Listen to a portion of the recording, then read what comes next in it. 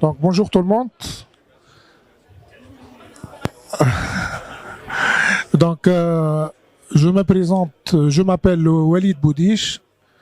En fait, j'ai deux casquettes. Je suis le responsable du produit Lincher et en même temps, je suis le CTO de l'agence tunisienne de l'Inagora.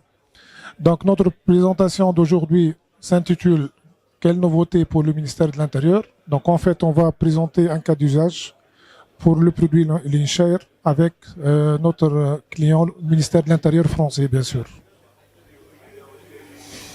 Donc, ce qu'on va voir dans notre présentation, c'est en fait, on va commencer par une présentation sommaire du produit. On va présenter les nouveautés, détailler le cas d'usage pour le ministère de l'Intérieur et citer quelques références pour notre produit. Donc, pour ceux qui ne connaissent pas Lincher, donc Lincher est une application open source, comme la totalité des produits de l'Inagora. Donc, c'est un outil de transfert et de partage de fichiers sécurisés. L'Inagora, donc, bon, bien sûr, c'est un logiciel libre, donc on ne vend pas de licence, on vend du service. Donc, l'Inagora assure un service de support entreprise pour le produit. Donc, c'est un outil qui se caractérise par la confidentialité et la traçabilité. Donc, il a des fortes capacités de traçabilité pour le produit. Donc, on va détailler ça par la suite. Pour ceux qui ne connaissent pas le produit, l'interface d'accueil du produit, elle ressemble à ça. C'est la nouvelle interface du produit. C'est la principale nouveauté qu'on présente cette année. Donc, quelques fonctionnalités sommaires de Lincher. Donc, en fait, comme on a précisé, c'est un outil de partage. Il a un potentiel de gestion de notifications sur plusieurs événements. C'est très personnalisable.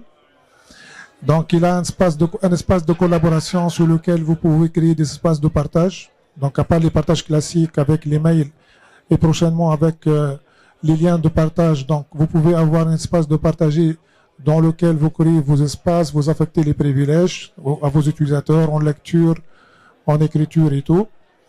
Donc, vous avez une possibilité de journalisation de l'activité et pour l'utilisateur et pour l'administrateur, donc pour des fins d'audit.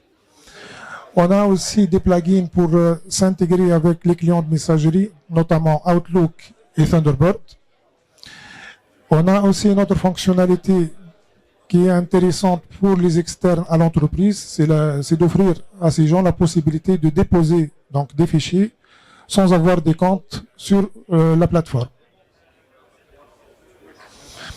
Donc, on passe à la partie administration qui est parmi les points phares de notre produit Lincher. Donc, Lincher offre entre guillemets, une notion de multi-tenant, donc qui se base sur les domaines. Donc, dans le Lincher, vous pouvez créer des domaines et appliquer des politiques de configuration par domaine. Donc, si vous avez une organisation avec plusieurs départements, pour un département, vous voulez par exemple éviter les partages externes, appliquer une taille de fichier, par exemple max pour les membres de ce département, et tas de choses comme ça, désactiver carrément des fonctionnalités, c'est possible à travers cette fonctionnalité.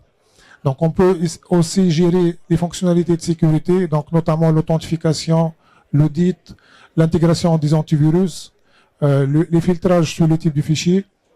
Donc, c'est possible. On supporte, donc par la même occasion, on supporte deux types de fournisseurs d'identité et de services. Donc, on supporte OpenID Connect et LDAP. Donc, on a aussi la possibilité de voir des tableaux de bord sur l'interface d'administration pour les administrateurs. Mais en même temps, donc on peut exporter des données donc, dans un format CSV ou bien JSON, et ces données peuvent être téléversées sur des solutions BI pour par la suite générer des dashboards selon votre besoin. Donc le dernier point, c'est la possibilité aussi de personnaliser les emails de notification qui sont envoyés donc, aux utilisateurs, que ce soit internes ou bien externes. Donc, Lincher, il peut être déployé en deux modes, soit on-prem, soit en SaaS. Donc, on va citer les principales nouveautés pour le produit Lincher cette année.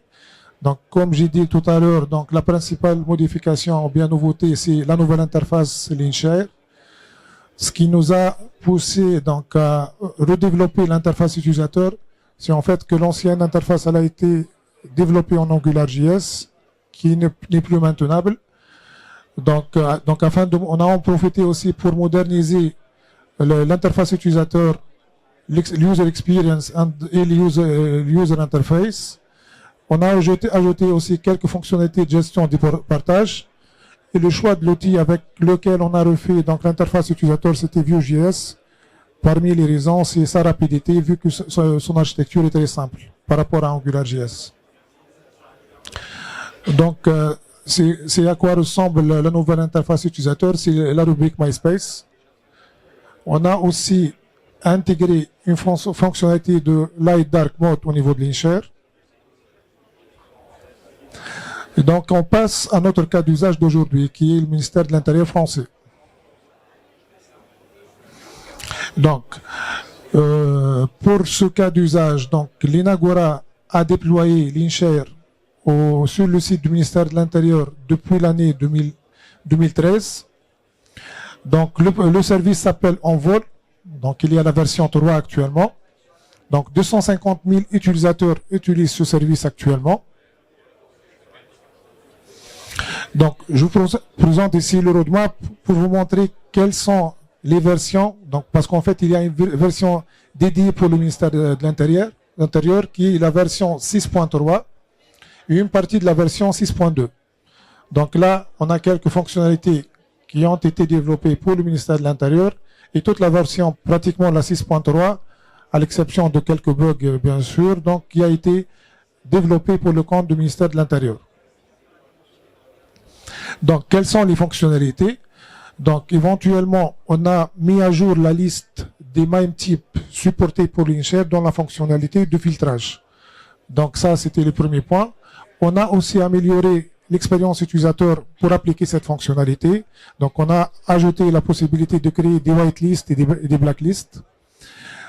Une autre fonctionnalité, donc, dans la rubrique de sécurité, c'est le support des signatures V4 pour le stockage S3.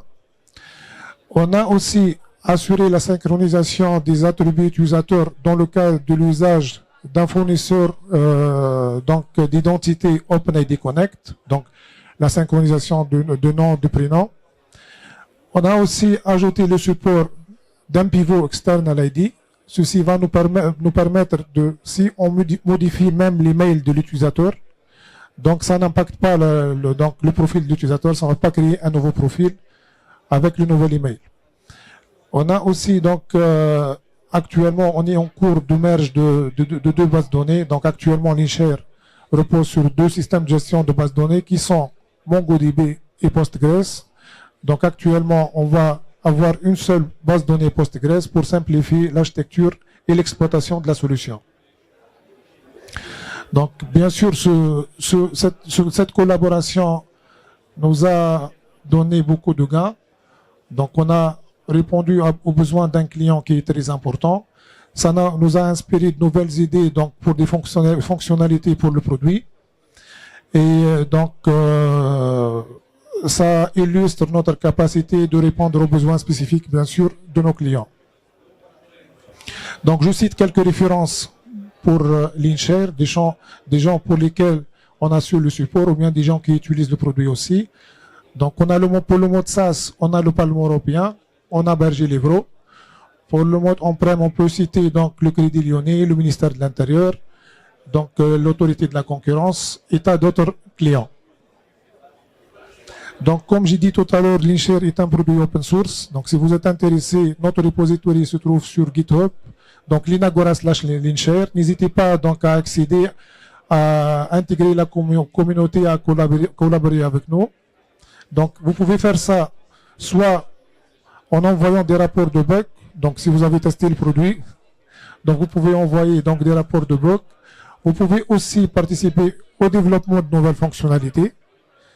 Vous pouvez aussi contribuer en enrichissant la documentation de notre produit.